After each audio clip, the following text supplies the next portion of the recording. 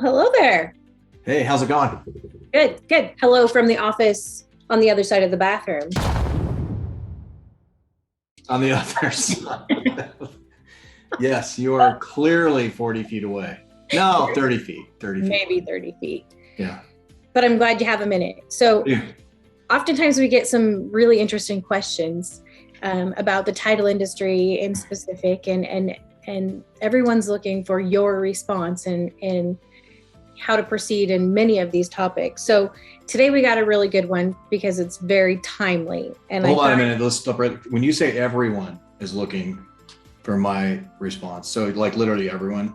The masses, literally. The fan base. Your fan base, for sure. Absolutely. We'll just go with that because it's your show, right? Yeah, sure. Okay. All right. So let's just broach this question really quick, and maybe you can throw some topics of conversation out there to get people thinking in this space. So the question we received was, what is unique about December in the title industry? The fact, how about this? Let's start with prospects and customers take half the month off sometimes. How about sometimes they take the whole month off, especially in a year like we've had, right? And sometimes they take a break until after Valentine's Day. Right. So the question then is, what do title reps do? How do they fill their calendar? How do they actually get out and continue to prospect like we coach them to in a time like now? I think that's a really good question. And for whoever asked that question, that's a good one because you're kind of asking for the whole industry. I think one thing we have to realize is that people don't need much of an excuse to be lazy, right? It's and when realtors and lenders are taking time off, if you're tired, you've been in this business for the last 2 years almost of 2 weeks to slow the spread, or 15 days to slow the spread. It's been the longest 15 days of my life. But so everybody's tired and they're kind of looking for that justification. But in all reality, you got to press through it, right? You have to, like for example, anybody that's really seriously committed to their business, or almost anybody on the real estate side, they still work during this time. So most of the people that take a break are not the top producers. Okay, they're not running a business in real estate, if you will. They're an individual independent agent that they're kind of looking to take that break. But what the sales rep's responsibility is not to let that be their permission level to also take a break, unless you're going on vacation. If you're going on vacation and you're a rep, great, go on vacation, make it official. But if you're not on vacation, you have to figure out how to connect the opportunities of today, I guess, in a way that's different than other months. And I think the principle that you would use would be able to be used anytime somebody wants to put you off. But like, for example, some markets like Cleveland, Ohio in June. I mean, crazy, right? That's like their other December. In fact, it might be easier to meet with people in December in the Midwest than it is in the summer, because all that business happens in such a short time. But there's people that will just say, hey, reach out to me after the first of the year, get back with me after the holidays. And I think what's important is that we don't fall for the stop and start game. And I'll explain what I mean by that. Is I'm going to make you stop me.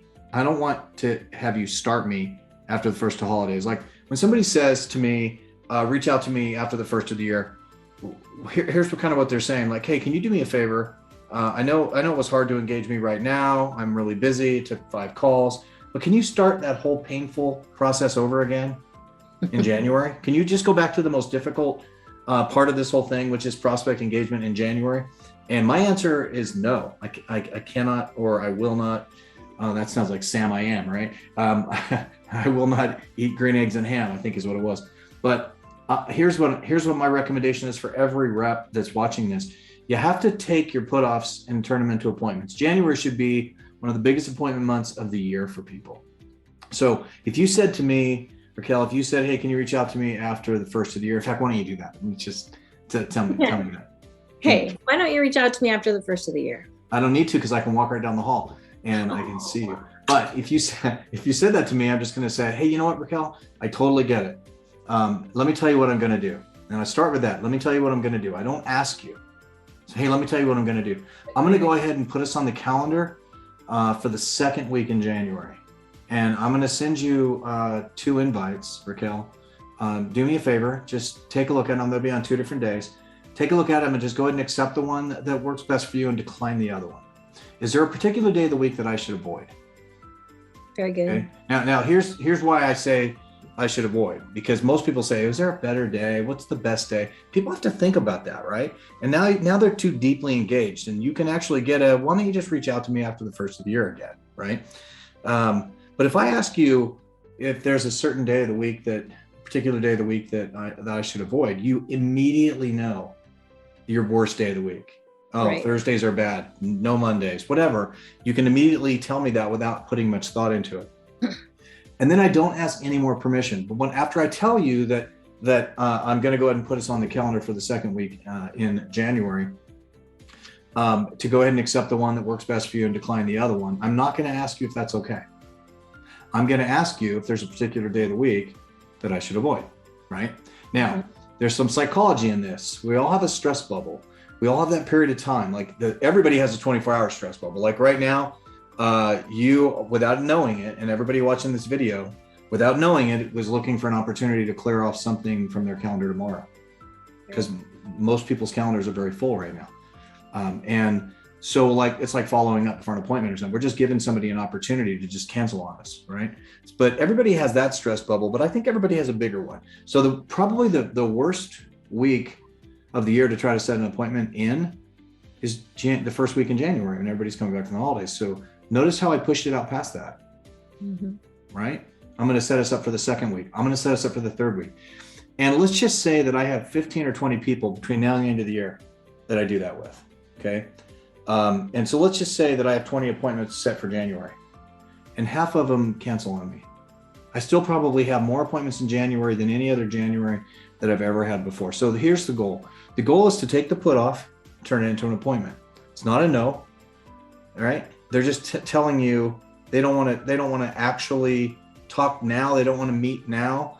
And when they say get back to me after the first of the year, remember what they're asking you. They're asking you to go back to the most painful, most difficult part of the process and revisit that. Can you just simply do all your work over again?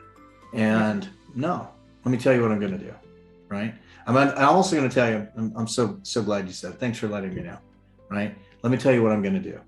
See, if you don't want to meet, you'll have to stop me. But if I wait till the first of the year to reach back out to you, I have to start over. So it's the stop-start game. I want to put you in a position where if you don't want to do it, you'll stop me or you'll cancel the appointment. And, that's also an accelerator.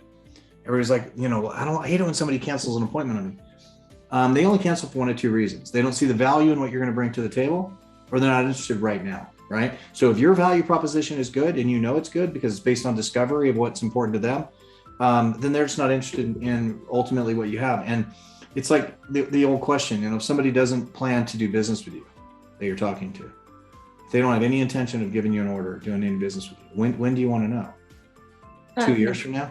I mean, look at how long people call on people in this business, calling on people that with no intention of doing business with them. They just stay with them. They're putting all of their good offense time into bad prospects, right? So if somebody cancels on me, that's an accelerator. I learned their intention earlier than maybe I would have otherwise. So whoever asked that question, Raquel, they're a hero for everybody, because right now in December, you should get fired up every single time you're successful at what I just said, right? If you're watching and you're a rep in the title business and you use this strategy, you will fill your calendar in January. That also means your December was effective, right? You don't have to have the appointment now to be considered effective.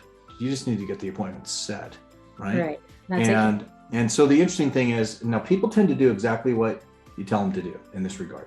So notice I also said, I'm going to send you two.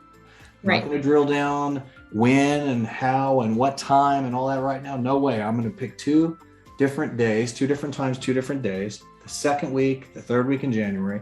I'm going to send you the calendar invites. Just go ahead and accept the one that works best for you and decline the one that doesn't. That's all we really even have to talk about today. Right. Is there a particular day of the week that I should avoid?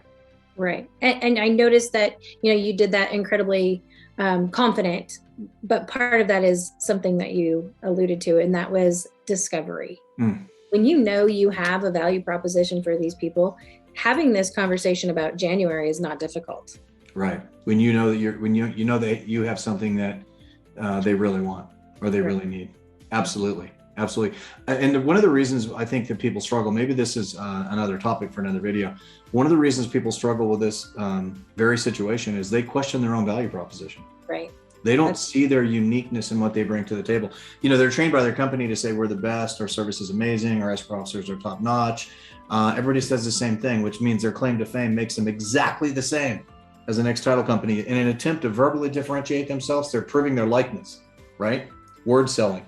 But that's a really interesting point, because if I had $100, which I do in my pocket, I have $100, and you had $1, and we were going to trade my $100 for your $1. Yeah. First of all, we probably would never do it like that. But if we were going to trade, and I was going to give you $100 for $1, would I be too nervous to ask you if you'd like my $100 for your $1? Would I be too nervous? No, because I know for a fact you would want it. I know that my value proposition is 100 to 1 over your contribution of what it's going to take to get it, right? Now, don't give money to realtors. That's not what I'm talking about. I'm talking about knowing the value of what you have. And nobody is afraid to ask somebody, if I can give you more than it's going to take from you, would that work well for you? So usually what happens the other way around. People looking at their value proposition as the $1 and what the realtor's time is the $100. Right? And so now they're afraid to ask for it. They're afraid to ask for the order. They're afraid to ask for the appointment. Look at it as the other way around. If you truly know that you have something, I guess we just shot 2 topics in the same video here, right? But if you truly know that you have something that is of unique value to your prospect through discovery, you're not going to be afraid to ask for an appointment. You're not going to be afraid to ask for the order. In fact, you're almost going to be insistent in your own way to be able to get that time set. So I guess to wrap this up, what we would say then is, if part of your goal is to be different as you work into January, make December your key opportunity to stand out by scheduling for January and not trying to confront people and squeeze them into meeting with you in December. That will make you different in this industry, because everybody's out there trying to do the same thing right now. So we're either going to have an effective meeting in January, or we're going to squeeze one in December for the sake of having a meeting. And there's a word for that. It's called stupid, right? Yeah. But we all make stupid choices sometimes. So here's the challenge. Let's put a challenge out there. Okay. If you're watching this video right now, I'm going to challenge you, and Raquel's going to challenge you. She doesn't know what the challenge is yet, but we're going to challenge you to set more appointments in January while in December than you've ever set before. And we want to hear how many you set. So you can email us, right, at info@darrylturner.com. You can also email us questions, because we like getting your questions like this, where we can sit in our offices in our home. That's 30 feet away from do this now. We can sit in our offices and we can record videos like this to be able to answer your questions. So again, the email address is info@darrylturner.com, DARRYL Turner, TURNER. There's my name right there. I think it just came up on the recording. And we'd love to answer your questions, but we'd also love to hear how many appointments you set in December, last 3 weeks of December, or last 2 weeks of December, whenever you're watching this, up until the end. How many appointments do you have set? Not how many made it in January, because some are going to cancel. I want to know that doesn't, what shows your diligence to us is that you're setting them, not that people come through and they make them, right? Mrs. Turner? Right? Absolutely. Because things happen and people change and cancel and we move. So the goal is just to get some scheduled for your January success. How fun. This is fun to shoot this video, right? We just like talking to each other, so that makes it funny. Right. We do like talking to each other. And when we're done with this, we're going to talk to each other in the same room. Yes. You want to? We do. All right, everybody. Thanks for watching. Remember, send your questions to info@darrylturner.com and send your appointment success counts to info@darrylturner.com. Until then, Raquel, any parting words? Make it great out there, you guys. Finish strong. Yeah, make it great. And hey, maybe they can send us suggestions of what we should name these little snippets. But what's this little show called? This little Zoom. We have a Zoom show now. Right. We like acronyms, so YQA. Your questions answered. Or something better. I don't know. Something better. All right, everybody. See you later. Go make it happen. Make the magic happen. Have a good night. Have a great night.